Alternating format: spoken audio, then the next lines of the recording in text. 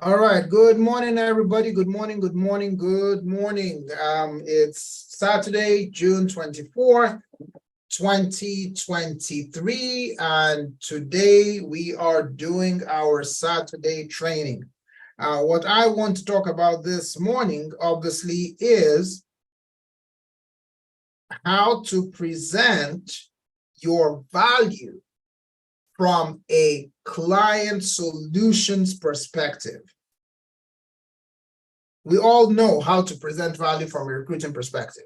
Yes, Well, we know how to do that, career opportunity. But the truth is, we are not always going to have people who are interested in the career opportunity. We're going to run into people who are interested in us helping them with their finances. And that's perfectly normal. That's perfectly fine. So we need to be equipped in order to meet the needs of these people. If we are not equipped to meet the needs of these people, what's going to happen is we are not going to be able to utilize these people to the best of our, I don't think best of our ability. We'll be able to utilize these people to build up the financial end of our business. And one thing that we've learned over the years as a business is that we can use stories to advance our narrative. We can use stories to advance our narrative. And the easiest stories are the most effective. In other words, we don't have to go extremely hard. We just need to learn the basics. So one of the first stories we need to use is the story of being a financial doctor. Again, like I said, guys, everybody is not looking to be in financial services. I wish everybody was, but everybody isn't. There is a large segment of the population that is interested in getting their finances in order, but they're not interested in being financial professionals. We need to know how to talk to them. So how does this work? So the first thing we're going to talk about is the financial doctor story. You meet with somebody, and I use this story all the time. You meet with somebody, you're chit-chatting. What do you do? Well, I work in finance. I'm just like a financial doctor. What does that mean? And guys, I suggest you take notes. I am just like your doctor. When you go to the doctor, do you walk into the doctor's office and say, hey, hello, everybody, I am sick. This is the medicine I need. Prescribe me this. No, nobody does that. You don't know what to do. That's why you're going to see the doctor. You're going to see the doctor because the doctor has the knowledge and that the doctor is going to help you. So I'm just like that doctor. People come to me and they want to have their financial houses in order. And I help them do that. What happens when you go to your actual doctor? You go in there, the doctor does a checkup. Doctor checks on you, whatever it is that is not seemingly not working. The doctor checks on you. They might run some tests. They might do some blood work. They might do whatever. Then they come back. They tell you what's wrong, and they tell you how to fix it. Isn't that what doctors do? You want the person to say yes. You don't want to just talk like a monologue. You want to have a dialogue. You want the person to say yes. Good. Well, that's the same thing I do as a financial doctor. I'm a financial doctor in the fact that when I sit down with someone for the first time, I get their information and I do a financial checkup. I collect information. I find out a little bit more about what they're doing, how they are doing it, and why they're doing it. Then I go back and we meet with them again, and we make a diagnosis.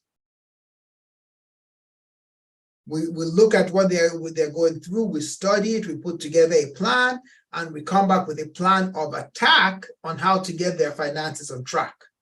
This way, we help the family reach their goals and dreams. One of the things I love about this company, what we do, is that we're here for the good times and the bad times. You know, a lot of companies, when it comes to your money, they only want to be there for when times are good, don't they? Wait for an answer. They only want to be there when everything is going right, isn't it? Wait for an answer. Well, you really don't need somebody when it just comes down to the good times, do you? You also need somebody who is there all the time. So, you know, just like your doctor, think about it. Did you wake up this morning and say, hey, you know what? I feel great today. I'm going to call my doctor and let him know. You didn't. Nobody does that. You only call your doctor when you are sick, when your throat hurts, when your head aches, whenever something is wrong with you. Well, that's the same thing. I'm going to be there for you through the good times and the bad times to help your family reach your goals. But the most important time I'm there for you is when we put together your financial plan. Part of your plan is with your assets, which is your investments for retirement. But even when the market goes down, which it does all the time because it's cyclical, that's when I'm going to be here the most. If God forbid something happens to your family, somebody becomes an angel, you're faced with something, I will be there at that time as well. Personally, I will make sure everything is taken care of. So I'm going to be there in the good times and the bad times. That's what makes me just like a doctor, except I'm the financial doctor.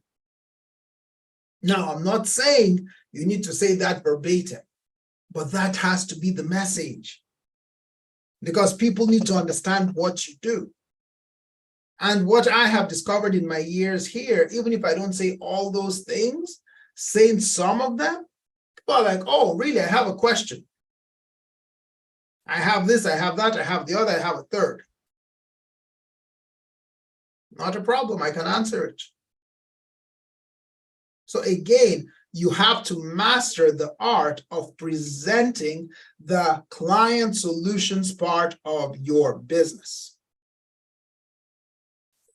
The other thing is driving directions. So this explains what we do for clients and how we do it. So somebody might say, so what do you do for clients? Well, Mr. Potential Client, let's say you wanted to go from your house to my office. You live in Westchester County. My office is on Wall Street.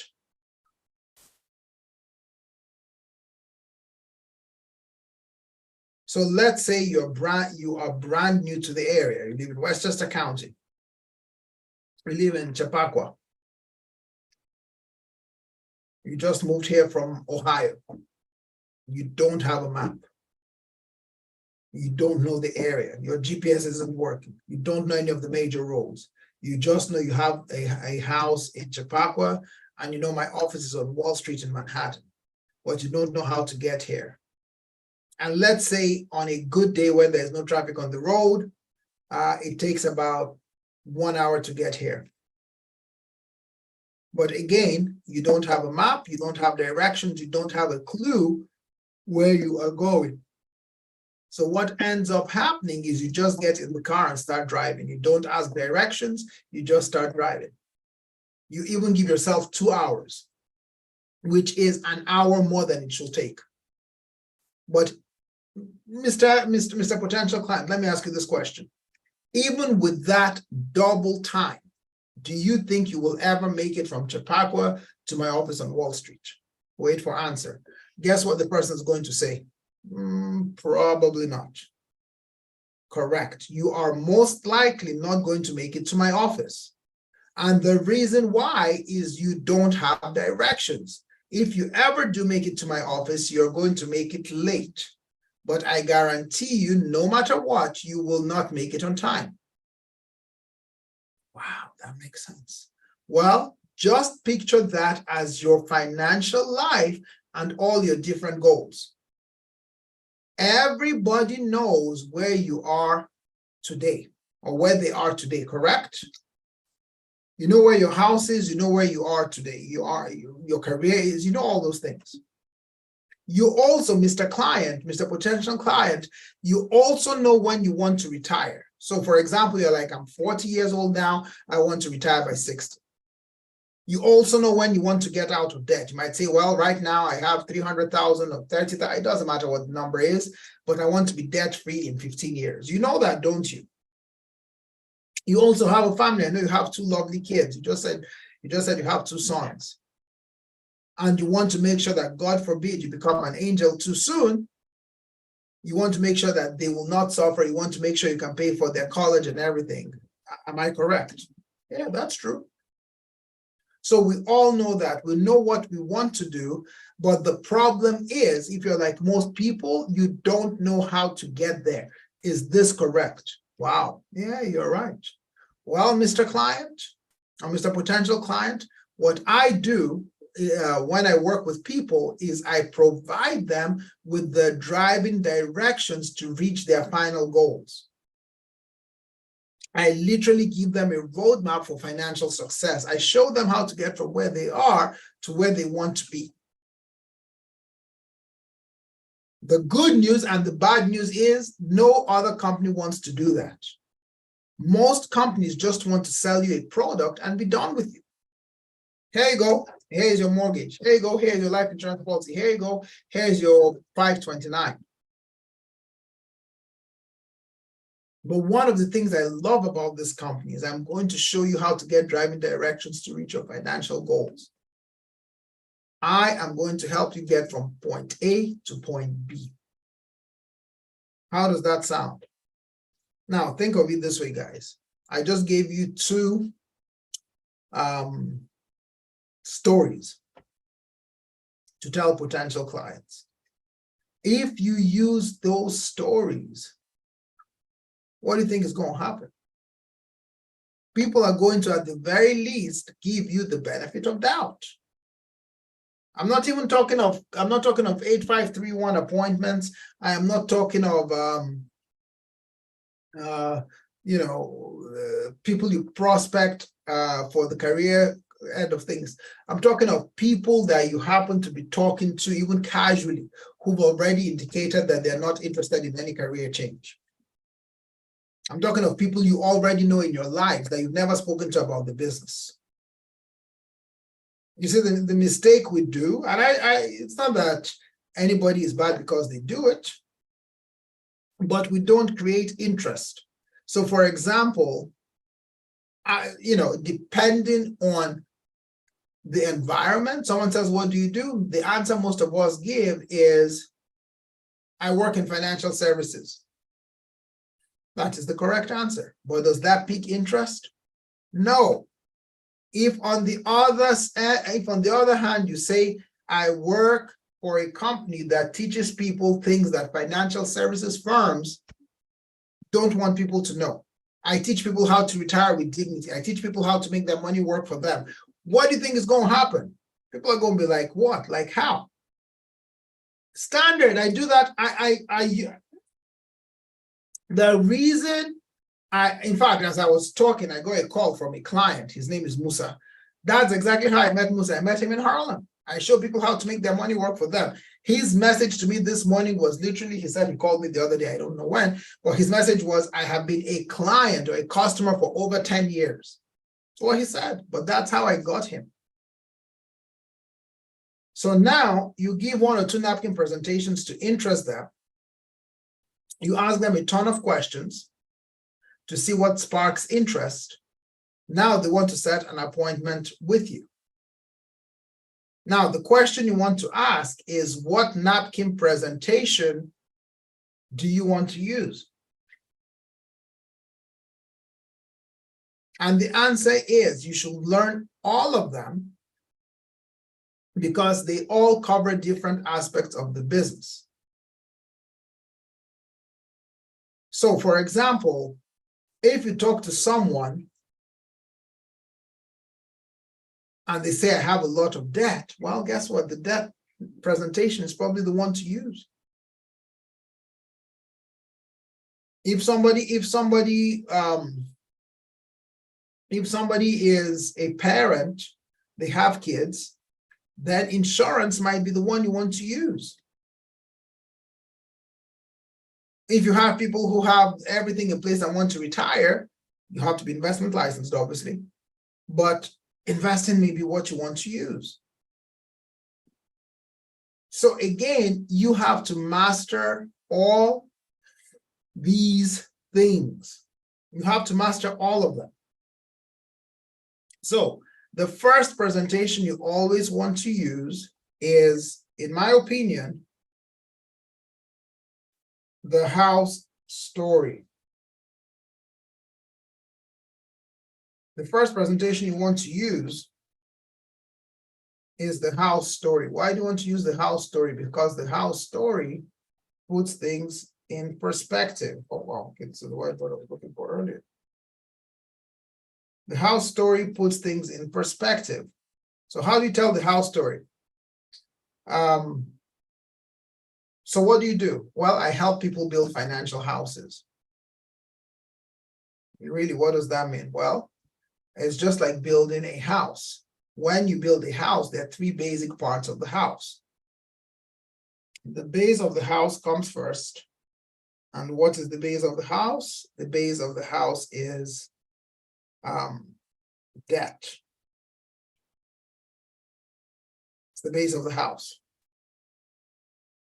The top of the house is retirement and what?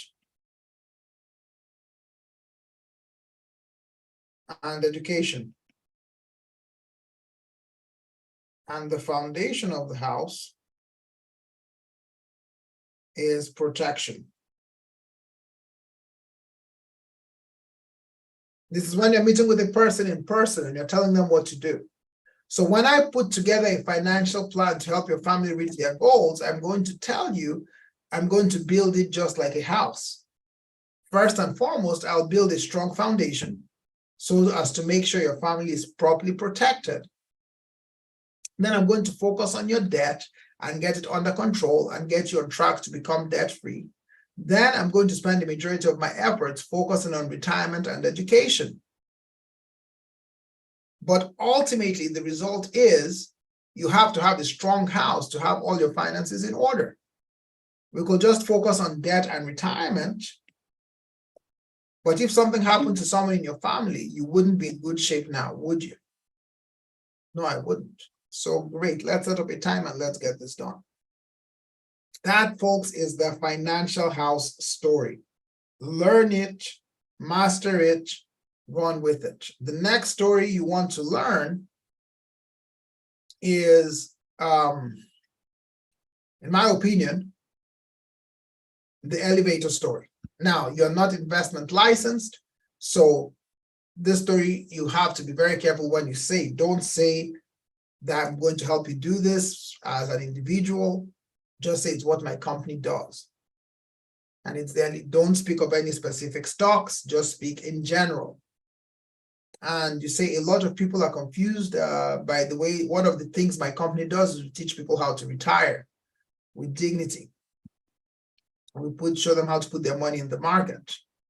A lot of people are confused by the stock market, the way it works, things like that.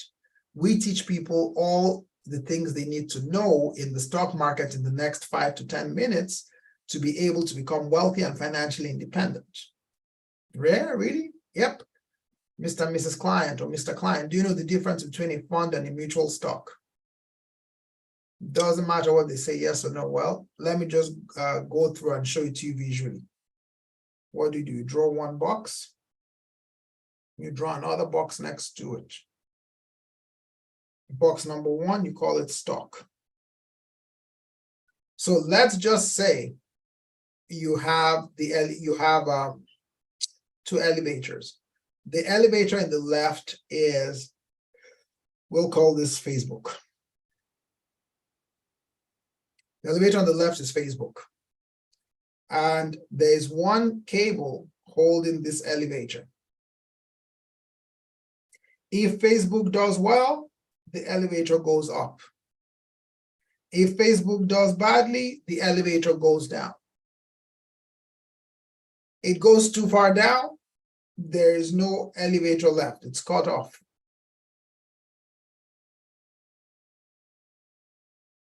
Would you like to be in such an elevator? I wouldn't. And by the way, I'm not talking of Microsoft, Facebook, or Microsoft, or any other company. I'm just showing you. So it's very aggressive for any individual to invest only in individual stocks. Why? Because while you can make a lot of money and do very well, you can lose everything just as quickly. So investing in stocks is very, very aggressive. Another investment you can invest in is mutual funds.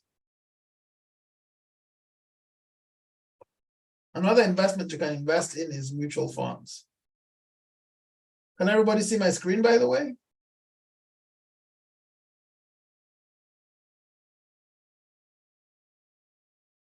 Or am I talking to myself? Because I don't see anybody in the... Can everybody hear me? Can everybody see me? What's going on? We can hear you. We can see you. So you can see my screen? I don't see your screen though. Why didn't you guys say so? When last did you guys see my screen?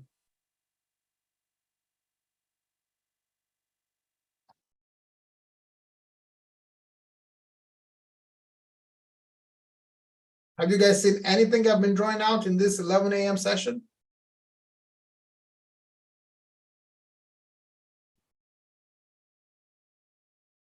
Question, did you guys see what I drew out in the leadership session? Yes. But you haven't seen anything here? No, I thought you were just talking. No, I've been trying things out, but it's okay, it's fine. And I'm using this different whiteboard, so I don't even have the thing saved. Okay, so anyway, the other thing, thank you, Mariama. The other thing you can invest in is mutual funds. Basically, let me show you. Those are all cables, by the way. What a mutual fund is a professional money manager that is managing billions of dollars, and they choose what companies to buy and sell. So what a mutual fund does is and what all the other, so what, no, let me rephrase that. So what a mutual fund does is there are all these cables holding the elevator up, and let's say that's you, that's your family, and so on and so forth.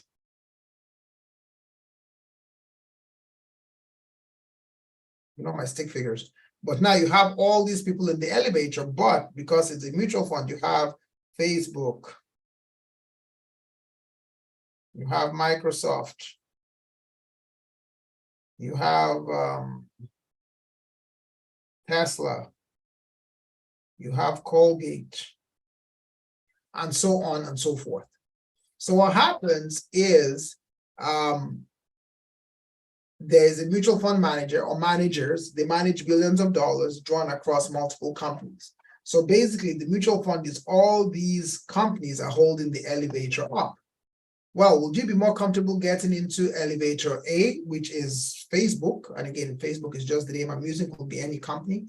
Will you be more comfortable getting into elevator A? Because you can see there's one cable, or would you be more comfortable getting into elevator B, which has 20 cables? Because you can see in elevator B, even if one cable cuts, the other 19 probably aren't going to cut. In fact, they wouldn't cut. If 4 cables cut, the other 16 wouldn't.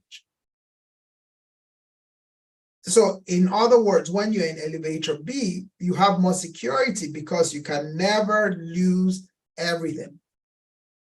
The market can go down, some of the cables can break, but that doesn't matter because the rest of the cables are either still going to stay where they are or go up.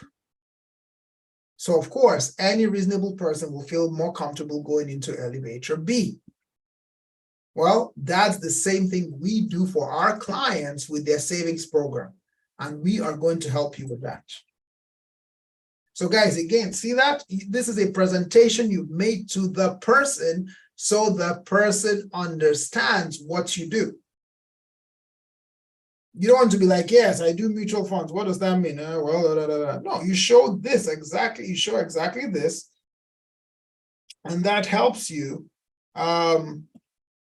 create value. Also, and again, this you can't speak, again, ideally with the last one, please, not even ideally, definitely don't speak of any specific fund. Just say company A, company B, because you're not investment licensed. If you're investment licensed, obviously you can speak about any mutual fund. Another story you want to talk about is the clock story. And I use this all the time. The clock story is this: the stock market. People will be like, yeah, I don't want to invest my money because I've been losing money, or people lose money. The stock market is cyclical. In other words, it works in cycles. Just like in a clock, there are 4 parts.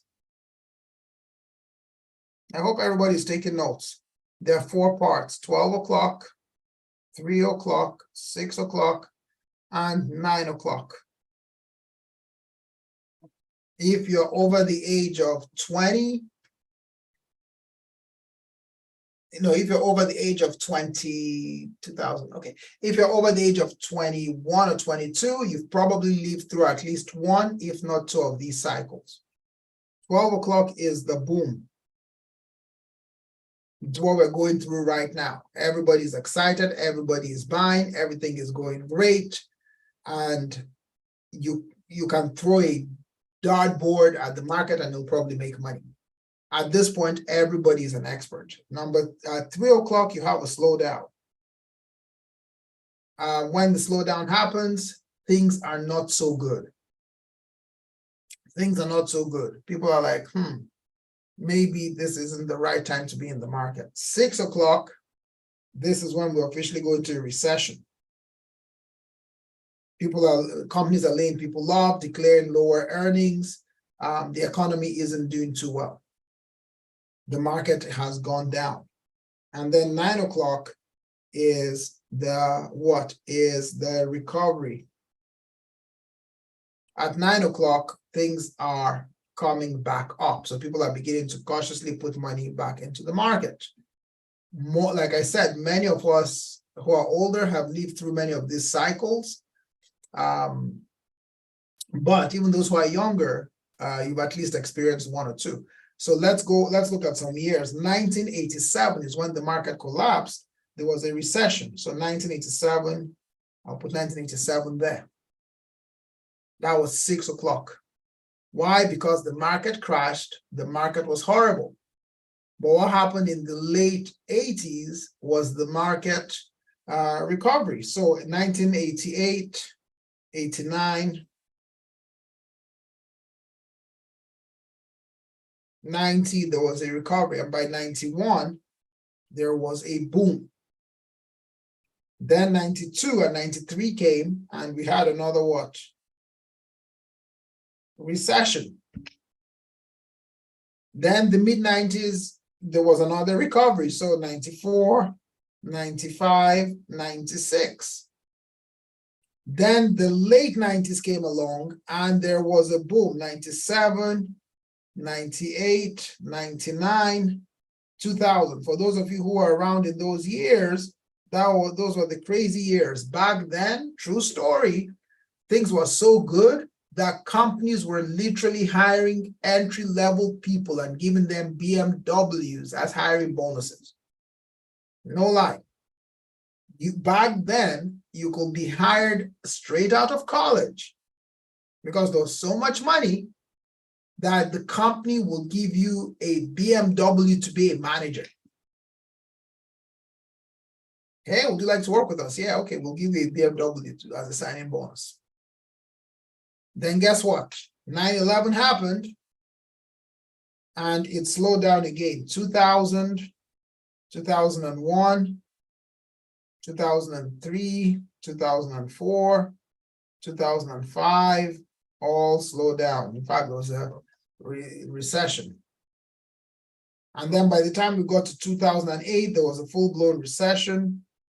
2009, the same thing. And I think we came out by 2011, we started coming out. So again, the market has always worked in cycles. You can go back to 100 and something years, you'll see it. The challenge is, Mr. and Mrs. Client or Mr. and Mrs. Potential Client, is most people, when it comes to investing, most people do what? Where do they buy? Do they buy at 12 o'clock, 3 o'clock, 6 o'clock, or 9 o'clock? You ask the question. And guess what most people will answer? Most people will say most people buy between 9 and 12 o'clock. If they don't answer, you can tell them. Most people buy between 9 and 12 o'clock. Guess when most people sell? Most people sell between 3 and 6 o'clock. So most people buy between 9 and 12. And most people sell between 3 and 6. It's human nature. Why? Because in their minds, they're like, well, you know what? The market is up. It's been up. Now is a good time to buy. But that is the worst time to buy because you've missed out on the growth. You're buying when things are overpriced. And why do most people sell between 3 and 6? Because they say, you know what? My account isn't doing too well. I've been losing money every quarter. Yeah, I can't take it anymore. I'm moving all my money into a CD, or I'm moving all my money into bonds, or I'm moving my money into something like that. And they liquidate. So instead of doing what you should be doing, which is buying low, which means you're buying between 3 and 6 and selling high, which is between 9 and 12, even though really you shouldn't sell, most people do their reverse. Again, you have to be investment licensed to go through all this. Don't be a person who is not investment licensed talking about all this, because if you do, you are violating all sorts of rules, and we don't want that to happen. So again, we teach people how to buy low and sell high, assuming they need to sell. Where else can you do that, Mr. and Mrs. Client? So take a picture of this if you haven't already. I'm about to erase it. Give me a show of digital hands if you still need me to keep this. If I see no digital hands, I will assume everybody has taken a picture, and I will erase.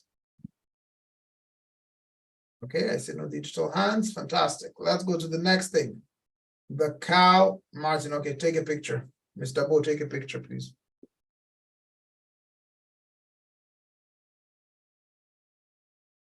All right, one. I think everybody should have taken a picture now. All right, let's go. Next thing is the cow story. Again, these are the things you are telling your people to create value.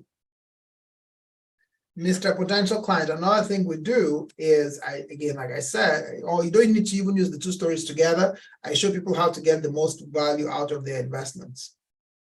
So let's say I give you a call one day and I say, hey, I have this unbelievable investment. And again, you have to be investment licensed to do this. Please get investment licensed if you aren't already.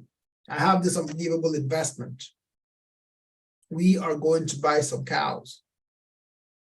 And the person says, cows? We live in New York City. What cows? We both laugh. It's a joke. But wait a second. I do know what I'm talking about. I've got this great investment. We are going to buy some cows. So what I need is for you to commit to $500 in investments, which is $100 a month for the next 5 months. Person says, okay, so this is what it looks like. $500 invested.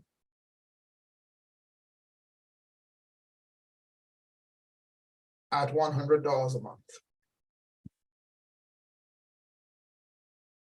So month 1, 2, 3, 4, 5. And each month, how much do you invest?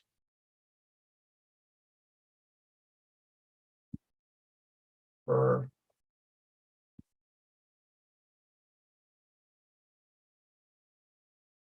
number of cows. Okay, so month number 1, you invest $100. You invest $100. The price of cows that month is 100. Oops.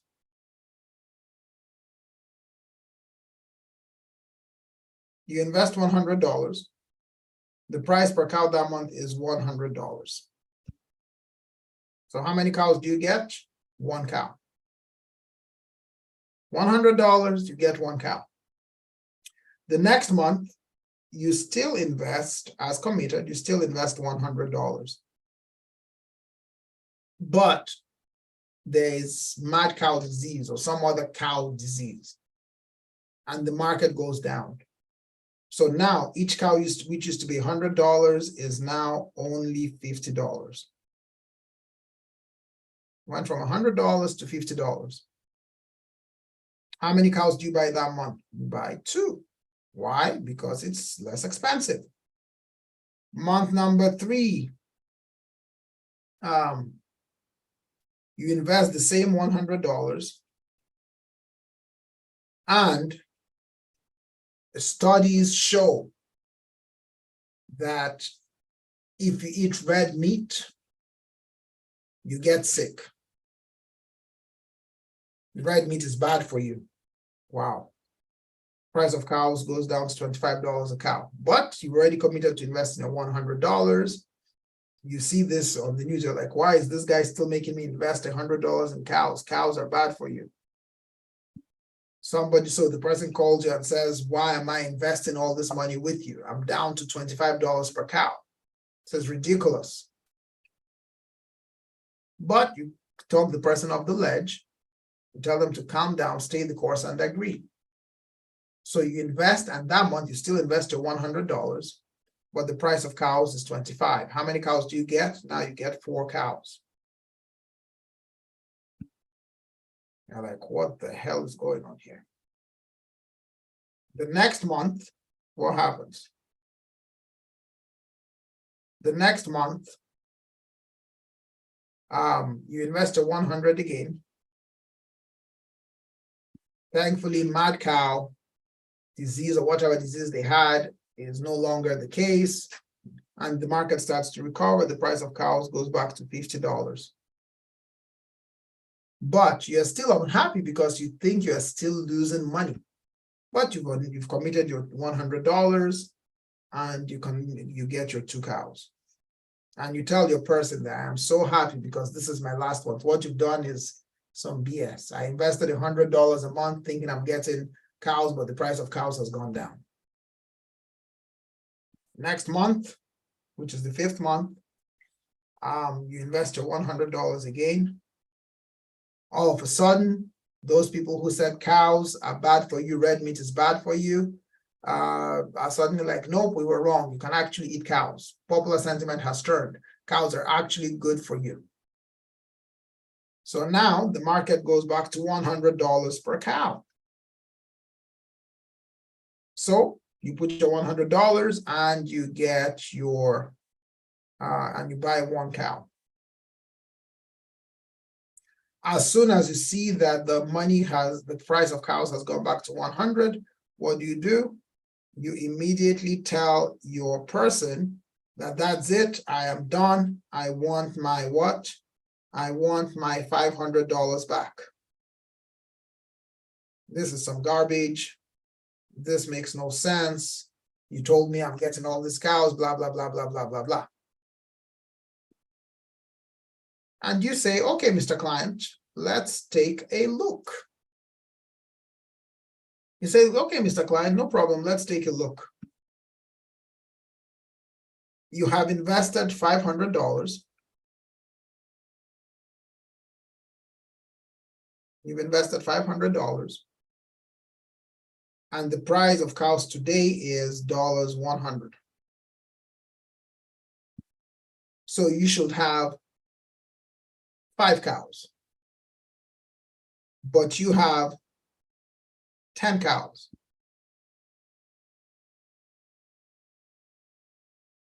If you multiply that, which is you have $1,000. You invested $500 and you now have 1,000. So your money has doubled. What? How? What do you mean? Oh, great question. Let me show you. Per month, investment.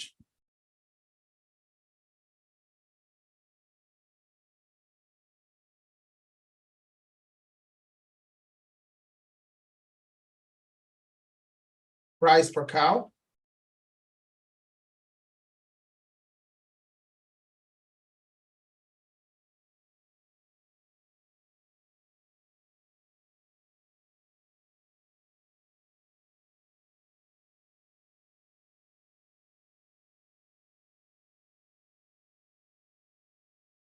Number of cows.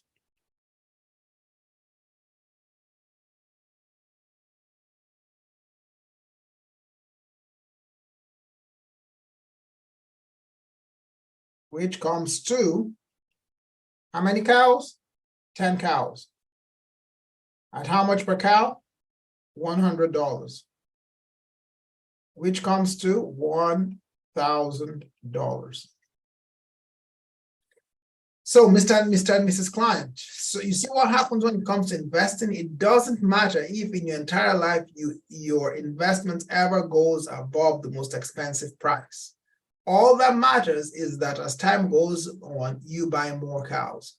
So we show you how to make that work. We show you how to consistently buy cows so that your quantity of cows keeps on going up and therefore your value goes up. Now, you can also use a supplement, which is you can use the Target example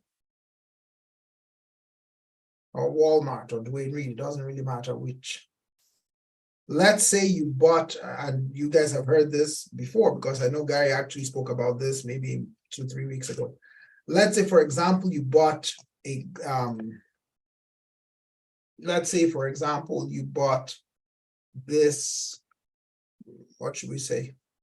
Let's say you bought this flask at Target for $4.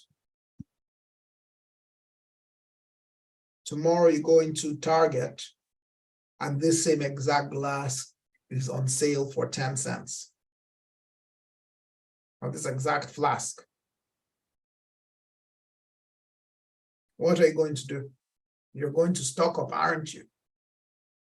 Now let's say something more convenient. Let's not use something esoteric. Let's say diapers.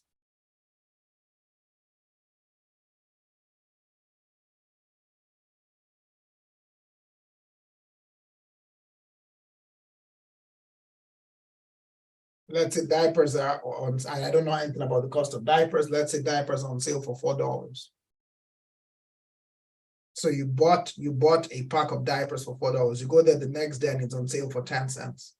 What are you going to do? You're going to stock up. If there is a limit of 10, you go in one line, the kids go in another line, you get 10 each. That's life. In fact, I was reading a story about people who actually do that with diapers. They figure out what diapers are on sale and they go buy everything up. So basically you stock up, you buy a bunch of them. So now when it comes to buying groceries or diapers or whatever, you look for what is on sale, correct? Yes, of course. But when it comes to the largest sum of money you're ever going to have in your entire life, which is your retirement, you buy everything full price and overpriced. Wouldn't you agree? I don't know. Do you have a strategy for buying? No, not really. Then so you buy it at whatever price. You buy things when they're overpriced because you buy based on seeing things doing extremely well in the market. And the reason why is simple, Mr. and Mrs. Client. You don't have somebody like me. See, the advantage of having somebody like me is I'm going to be there for the good times and the bad times, and I'm going to be able to help you going through that. So again, those are the two stories you tell. Let me show you guys the cows again so that you can take a picture. If you need to take a picture, let me know.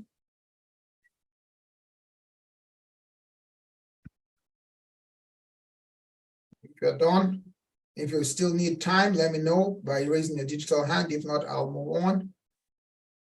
1, 2, 3. Okay, fantastic. So the next napkin presentation is the Roth IRA. Again, you have to be investment licensed to do all these things, but it's important you're able to show value. Mr. and Mrs. Klein, can I ask you a question? And again, guys, these are questions you can ask while you're out and about with a person who has shown that they're not interested in the career opportunity. I'm not keeping my work options open. No problem. Can I ask you a question? Sure. Do you have a Roth IRA? Do you know what a Roth IRA is? No. What's a Roth IRA? Do you have a Roth IRA? No. Wow. If everybody understood the Roth IRA, everybody would have one. The reason you don't have one, obviously, is you don't understand it. So give me like 2 minutes. Let me show you how. So let's say, for example, you are investing in a 401k and you put $1,000 in your 401k. Well, are you aware that that money isn't pre-tax? No, what does that mean? That means you haven't paid taxes on the money today. So it's pre-tax. The money grows, and let's say you never add another dime. And let's say your $1,000 grows to $10,000. Okay, well, there's $9,000 worth of growth in between when you put the money in and when you take it out. So what ends up happening is when you retire and take that money out and you've never paid taxes on the original 1,000 you put in, and you didn't pay taxes on the 9,000 in between. So when it comes down to it and you retire and take that money, you're going to pay taxes on all $10,000. So let's say you're in the 25% tax bracket, your $10,000 is going to be worth $7,500. How does that make you feel? What? What do you mean? How does that work? Exactly. Now, next is a Roth IRA. Let's say, for example, you put the same $1,000 into a Roth IRA. Now, it might cost you a bit more today because you've already paid taxes on the money before putting it in.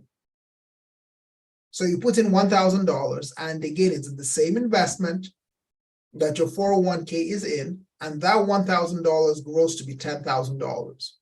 So again, there is $9,000 worth of growth in between. But the advantage of the Roth IRA is when you retire, you go take all that money out. Even though that 1,000 was taxed before you put it in, but the 9,000 between the 1,000 and the 10,000 is tax-free. So you never pay taxes on it. So when you walk away with $10,000, which is better. 401k is definitely not better. The Roth IRA, exactly. So look at this, 401k, Roth IRA.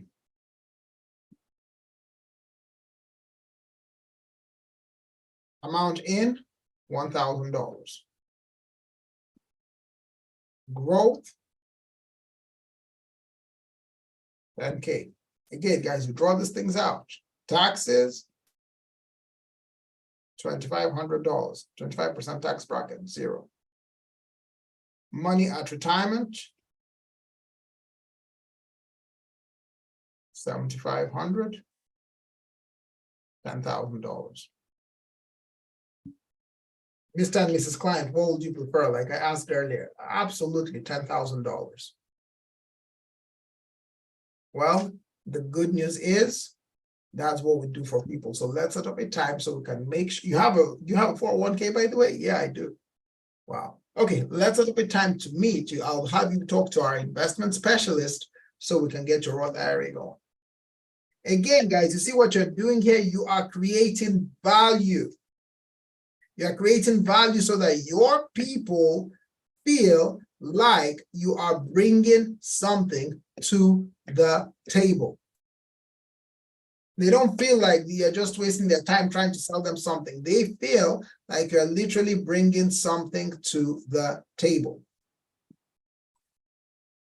Another napkin presentation is the rule of 72. This I use all the time, and everybody here should know this one.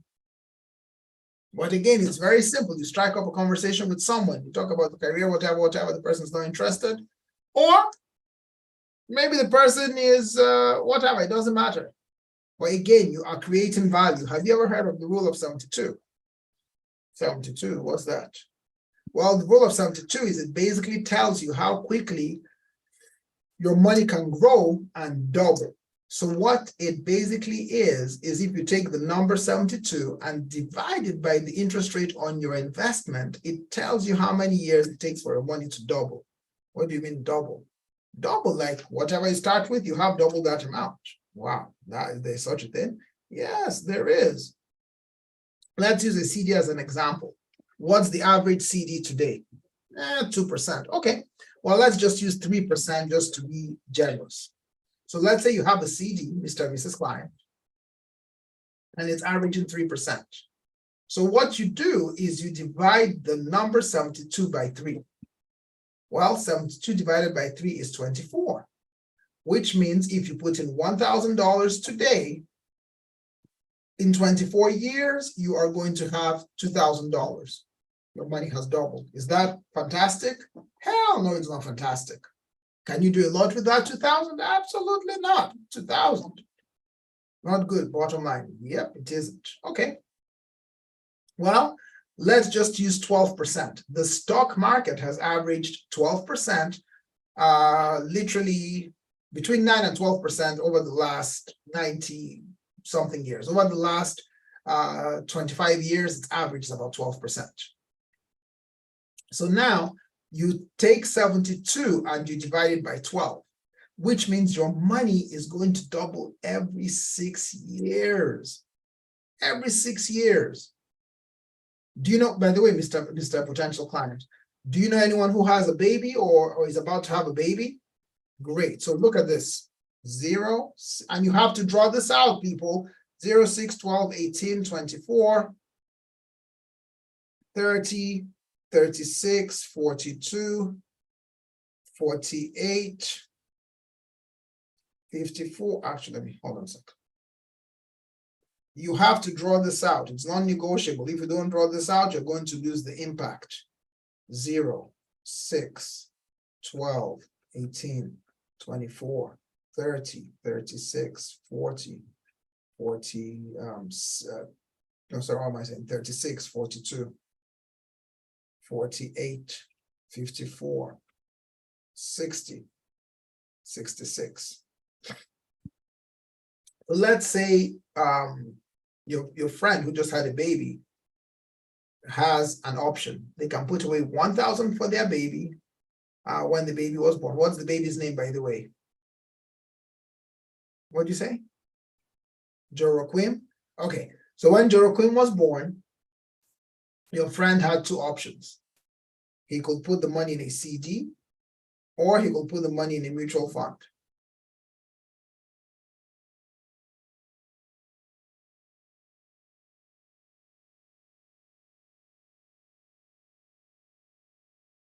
So when the baby was born, he could put the money in a CD or in a mutual fund.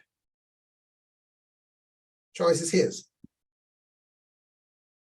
He decides, because he doesn't know any better, he decides to put it in a CD.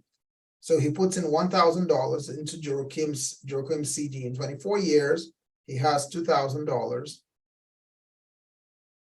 What happens next? In 48 years, he has $4,000. And in 66 years, he has close to $7,000. Is this exciting? No, it's not exciting. Kid is going to be 66 years old with $7,000. Hell is he going to do with that? Exactly. But now, Instead of that, the friend spoke to me, spoke to us, and we talked about investing in a mutual fund. So we'll put the same $1,000 in a mutual fund, and it's going to compound every 6 years. So in 6 years, kid is going to have 2,000. In 12 years, 4,000. In 18 years, 8,000. In 24 years, 16,000. In 30 years, 32K. In 36 years, 64K. In 42 years, 128K. In 48 years, 256K. In 54 years, 512K. In 60 years, 1 million, a bit more than 1 million. And in 66 years, $2 million. 2,048,000 actually.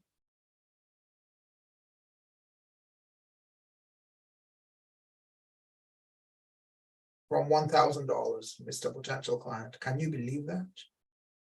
$1,000 invested when the baby is born. That baby is going to have $2 million at 66. Exactly. Unbelievable, right? Yeah.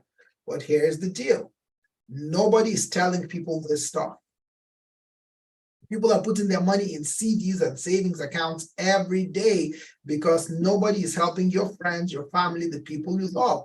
Nobody is talking to them about not investing in CDs. Nobody's talking to them about not putting money in savings accounts. You know what CD stands for? Certificate of Depreciation, not certificate of deposit. Certificate of depreciation. Who do you care about that needs to know this? Oh, everybody. Great. So let's do this. Let's sit down. Let me show you how this works for you. Combined with the Roth IRA, we will make you bulletproof. Fair enough? Are you available at 3 p.m. or 4 p.m. today? Boom, appointment set. Again, there's a person who said he's not. And again, guys, please understand, talking to people requires effort. I was watching something on YouTube. YouTube recommended it. I didn't ask for it, but it showed me, and I watched it out of curiosity. It's one of these YouTube people, and it's a girl. And what she does is she just goes about annoying people.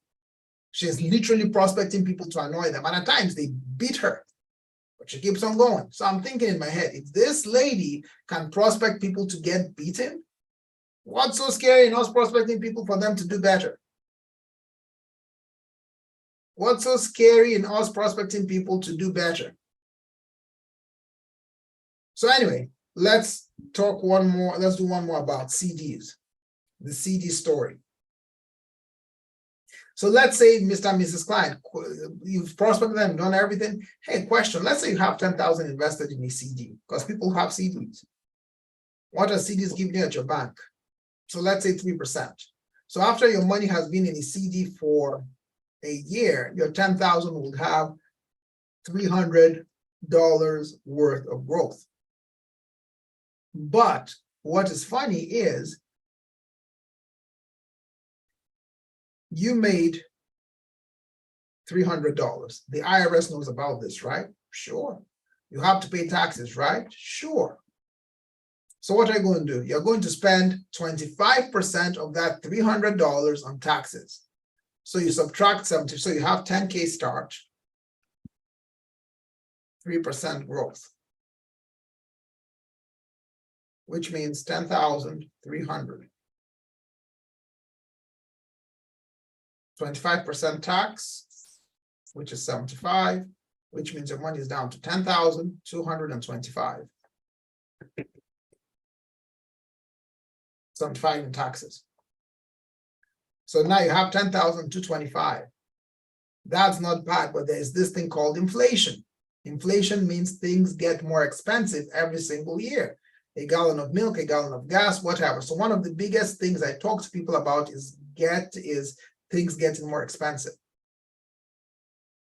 Inflation last year was 8%, which means your $10,000 last year, you lost $800 in purchasing power. So even though at the end of the year, you technically have 10,225 in the account, minus $800 for inflation,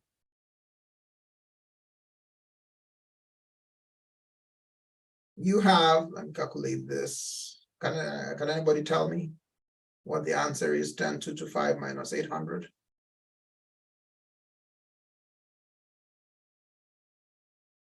Everybody's asleep, no problem. Is anybody even paying attention? You now have $9,425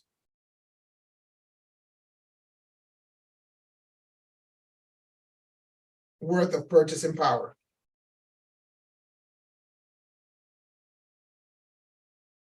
You have $9,425 worth of purchasing power.